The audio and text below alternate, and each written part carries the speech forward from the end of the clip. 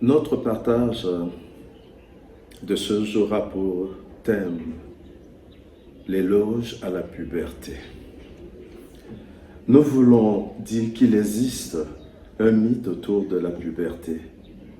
Le diable a créé des histoires et des images autour de la puberté pour tirer avantage de cette période essentielle de la vie de l'homme. Aujourd'hui, nous voulons restaurer la pensée de Dieu au sujet de la puberté. J'ai entendu ma propre mère pousser un ouf de soulagement parce que mes grandes sœurs n'ont pas accouché des enfants à la maison avant de se marier. Beaucoup de parents tremblent en voyant leurs enfants, surtout les filles, grandir, pousser des seins et devenir pubères. Beaucoup de parents entrent en conflit avec leurs garçons en les voyant changer de voix et les regarder droit dans les yeux. Ils paniquent, tremblent et ne pensent qu'à la déroute de leur bout de chou. Très souvent, le regard angoissé, anxieux et méfiant des parents trouble et épouvante les enfants.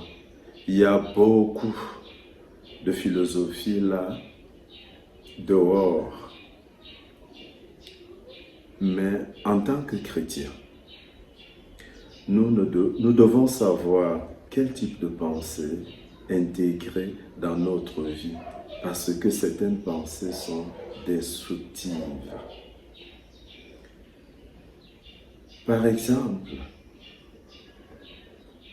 dans certaines zones, on repousse les seins des jeunes filles par des massages à pierre chaude.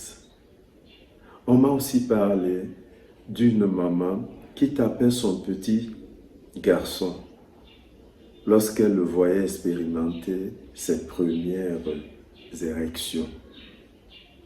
Elle avait peur que si ça continue comme ça, il risque un jour, au plus fort de sa crise, de violer l'une de ses sœurs.